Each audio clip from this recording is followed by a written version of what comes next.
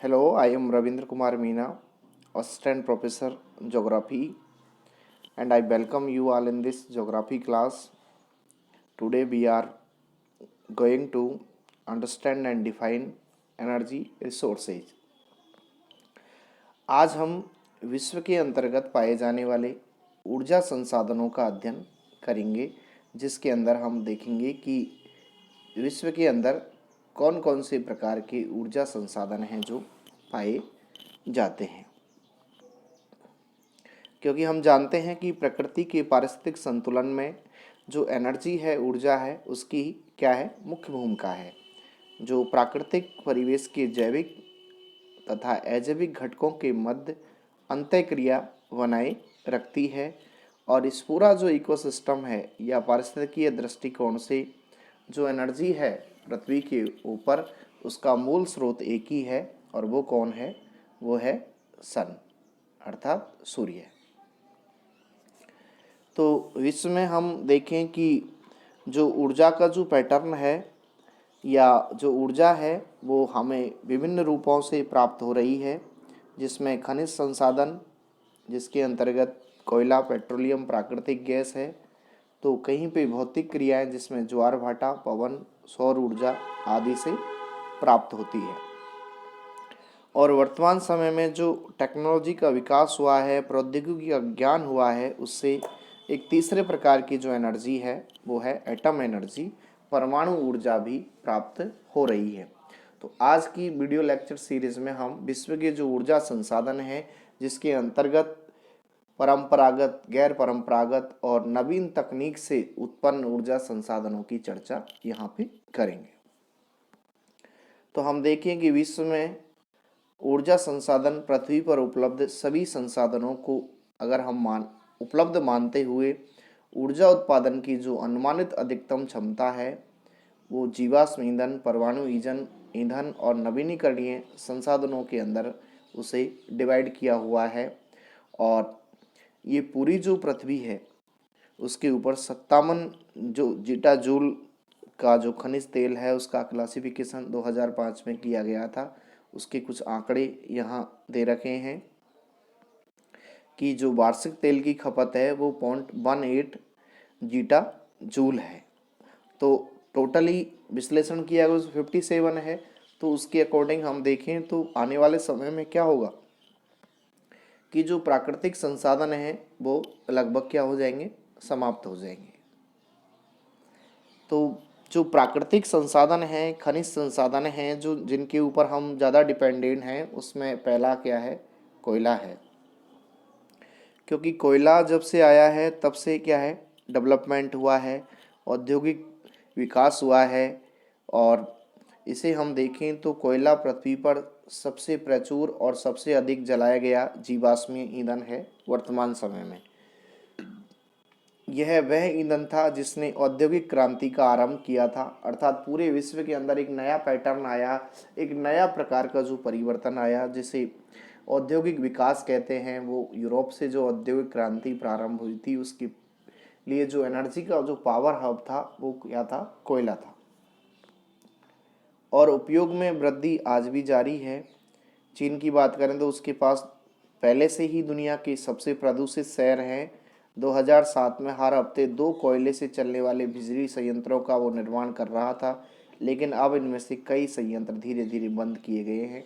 क्योंकि जिस प्रकार से पूरे विश्व के अंदर पॉल्यूशन बढ़ा है, उसकी वजह से जो अंतर्राष्ट्रीय जो पर्यावरण संरक्षण पैनल है वो चाहता है कि जो कोयले जैसी जो ईंधन है जिनसे बहुत ज़्यादा धुआं निकलता है, उन संयंत्रों को धीरे धीरे बाकी के जो एनर्जी रिसोर्सेज हैं उनसे रिप्लेस किया जाए।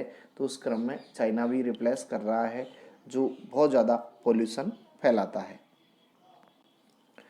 कोयले की चर्चा करें तो कोयला उपयोग में सबसे तेज़ी से बढ़ता जीवाश्म ईंधन है।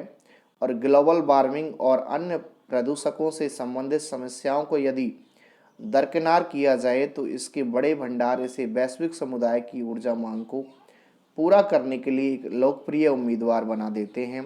अर्थात सभी एनर्जी में ये सबसे अधिक पावर और अधिक मात्रा में उपलब्ध एनर्जी रिसोर्सेज है। अंतर्राष्ट्रीय ऊर्जा एजेंसी के अनुसार कोयले का जो वर्तमान में भंडार है सिद्ध यानी कि जो पता चला है वो 909 बिलियन टन है, जो वर्तमान उत्पादन दर को 155 वर्ष तक बनाए रख सकता है। अर्थात 155 ईयर तक हम आज जितना कोयला प्रेजेंट में उपयोग में ले रहे हैं वो ले सकते हैं, पर 155 साल बाद फिर ये स्थिति होगी कि हमारे पास कोयला नहीं होगा। जहाँ यदि इसमें प्रतिवर्ष 5% की वृद्धि हो तो ये घट के 45 ईयर्स हो जाएगा और 2051 तक ये समाप्त हो जाएगा। अगर हम जिस तरीके से पॉपुलेशन बढ़ रही है, कोयले की उपयोग को भी हम बढ़ा दें तो ये बहुत जल्दी ही समाप्त होने वाला है।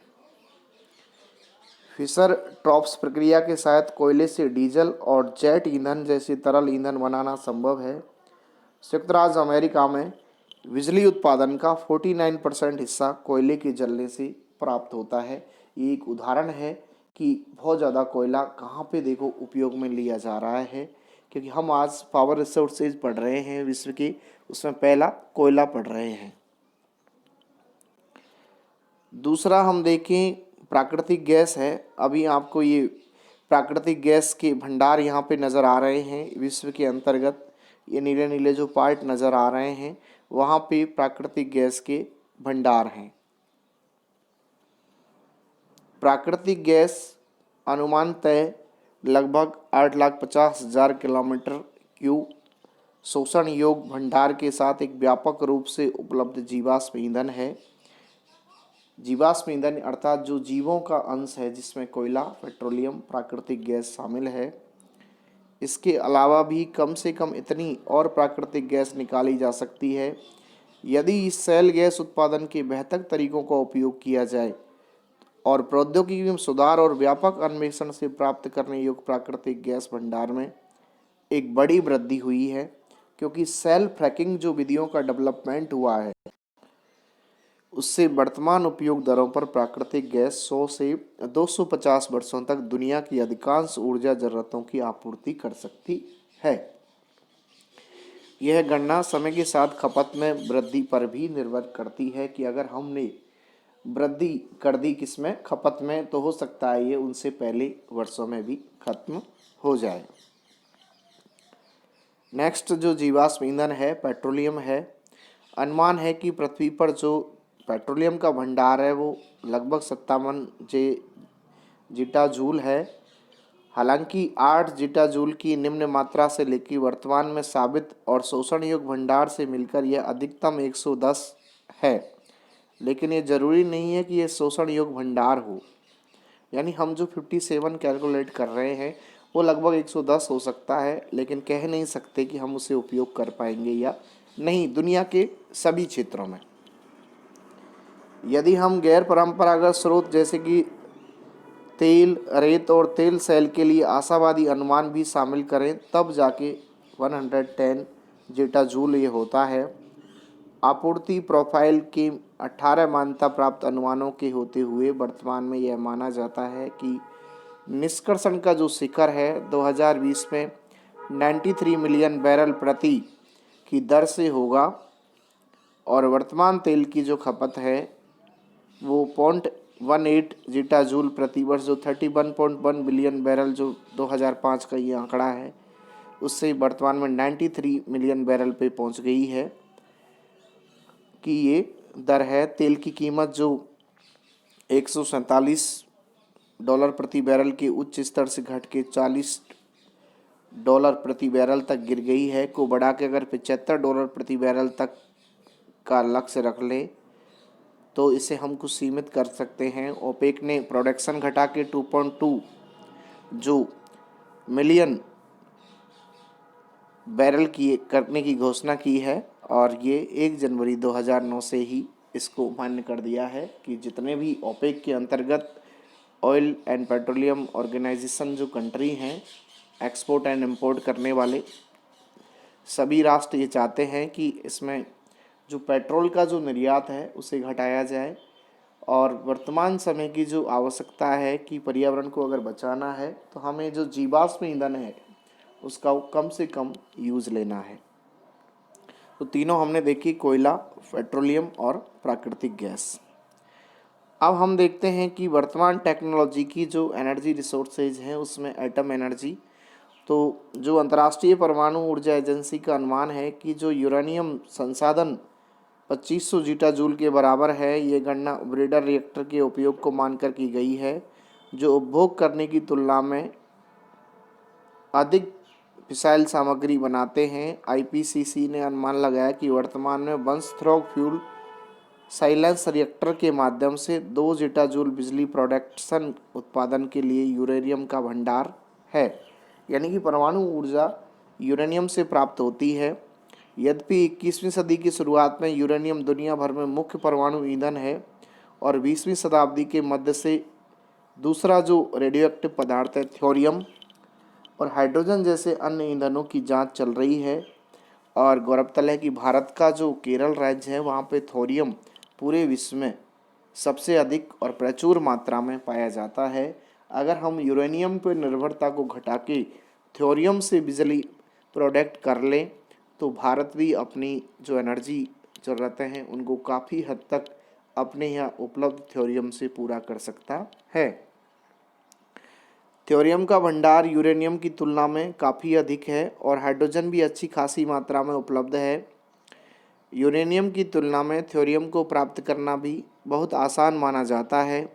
जहां यूरेनियम की खदानें भूमिगत रूप से संलग्न अंतः खनिज के लिए बहुत खतरनाक मानी जाती हैं, थोरियम को खुले गड्ढों से लिया जाता है। देखिए, यूरेनियम की खदानें जो काफ़ी गहरी होती हैं, खतरनाक होती हैं, वहाँ से इसे खनन किया जाता है, लेकिन थोरियम खुले गड्ढों से खनन किया जाता है। अतः विशेषज्ञ ऐसा मानते हैं कि थोरियम उत्पादन यूरेनियम के उत्पादन से अधिक सुरक्षित है। 1960 के दशक के बाद से दुनिया भर में कई ऊर्जा उत्पादकों ने थोरियम का प्रयोग करना शुरू कर दिया है, जो यूरेनियम का वैकल्पिक हो सकता है। अब देखें हम अक्षय संसाधन। तो गैर नवीकरणीय संसाधनों के विपरीत अगर नवीकरणीय संसाधन हमेशा उपलब्ध होते हैं, उनकी तरह अंततः समाप्त नहीं होते। एक साधारण तुलना एक कोयला खदान और एक जंगल की है। भले ही जंगल का क्षेत्रफल कम हो सकता है, अगर ये अच्छी तरीके से प्रोटेक्ट कर दिया जाए, प्रबंधित हो जाए, तो यह ऊर्जा की निरंतर क्या करता है, आपूर्ति। बनाम कोयला खदान जो एक बार समाप्त हो गई तो बहुत सालों तक कोयला फिर बन नहीं पाता। उसी प्रकार अक्षय संसाधन ऐसे हैं कि उनका नवीनीकरण हो सकता है और उनको हम लंबे समय तक यूज कर सकते हैं, बजाय इन जैविक संसाधनों के। पृथ्वी के कुल ऊर्जा संसाधनों में अधिकांश नवीकरणीय संसाधन हैं। कुल ऊर्जा संसाधन का 93% से अधिक हिस्सा अक्षय संसाधनों का है और गैर नवीनीकरण संसाधनों की तुलना में वार्षिक नवीकरणीय संसाधनों को 30 गुना बढ़ावा मिला है, जिसके अंतर्गत सोलर एनर्जी है। अक्षय ऊर्जा स्रोत जो है उसमें सोलर एनर्जी महत्वपूर्ण है, पारंपरिक जीवाश्म ईंधन से अधिक है और सैद्धांतिक रूप से आसानी से दुनिया की ऊर्जा जरूरतों की आपूर्ति यह कर सकती है। नवासी जो पावर एनर्जी का जो है सौर ऊर्जा इस ग्रह की सतह पर गिरती है, ये फोटोवोल्टिक रेज हैं। फिलहाल हम पूरी जो सौर ऊर्जा है उसका अधिकांश भाग प्राप्त करने में सक्षम नहीं है, किंतु यदि इसका 0.02% हिस्सा भी हम उपयोग में ला सकें तो ये वैश्विक वर्तमान ऊर्जा आवश्यकताओं को पूरा करने के लिए काफ़ी होगा। यानी जितनी एनर्जी पृथ्वी के ऊपर आ रही है उसका हम कितना सा देखो, केवल 0.02% हिस्सा भी उपयोग ले लें तो वर्तमान में ये हमारी सभी आवश्यकताओं की पूर्ति यह अकेली सौर ऊर्जा ही कर सकती है। सौर ऊर्जा के साथ एक समस्या यह है कि यह रात में बिजली का प्रोडक्शन नहीं करती। भले ही 2014 के अंत में दुनिया भर में बिजली के उपयोग में सौर ऊर्जा की हिस्सेदारी केवल 1% थी, किंतु वैश्विक स्तर पर अभी सौर ऊर्जा का सबसे तेज़ी से बढ़ता हुआ ये स्रोत है। पिछले कुछ वर्षों में 35% की वार्षिक औसत वृद्धि सोलर एनर्जी के अंतर्गत हुई है। जापान, यूरोप, चीन, अमेरिका और भारत इस क्षेत्र में बढ़ते हुए प्रमुख निवेशक देश हैं, जो अपनी ऊर्जा आवश्यकताओं को पूरा करने के लिए सोलर एनर्जी की तरफ देख रहे हैं, उसकी तरफ प्रोग्रेस कर रहे हैं। फिर है पवन ऊर्जा। तो पवन ऊर्जा भी अक्षय ऊर्जा संसाधन है। 300 से लेके 870 तक ये इसका प्रोडक्शन है। पिछले निचले अनुमान का उपयोग करते हुए अगर पवन ऊर्जा का सिर्फ 5% भी यदि हम उपयोग में ले लें तो यह दुनिया भर में ऊर्जा की वर्तमान ज़रूरतों की आपूर्ति कर सकती है। इस पवन ऊर्जा का अधिकांश भाग खुले महासागर में उपलब्ध है और लगभग 71% हिस्सा महासागरों का ही है पृथ्वी पर। और हवा खुले पानी पर अधिक वेग से चलती है क्योंकि वहाँ पे घर्षण का जो अवरोध है वो बहुत कम होता है। तो हम पवन ऊर्जा से भी हमारी बहुत सी आवश्यकताओं की पूर्ति कर सकते हैं। तीसरा लहर और ज्वार की शक्ति है। तो 2005 में जो ज्वारीय शक्ति 0.3 गीगावाट जो बिजली का प्रोडक्शन था, जिसमें हम देखें कि जो ज्वार आता है पृथ्वी के ऊपर उसमें 68% चंद्रमा का बल होता है और 32 सूरज का। ये ग्रेविटी जो फोर्स होता है जिससे निर्मित ज्वारीय बलों और चंद्रमा और सूरज के अपने अपने अक्ष पे घूमने से पृथ्वी के सापेक्ष अक्ष पे घूमने के कारण जो उतार चढ़ाव वाले ज्वार आते हैं, इस ज्वारीय उतार चढ़ाव के परिणाम स्वरूप 3.60 ट्रिलियन वाट की औसत दर से इसका अपव्यय होता है।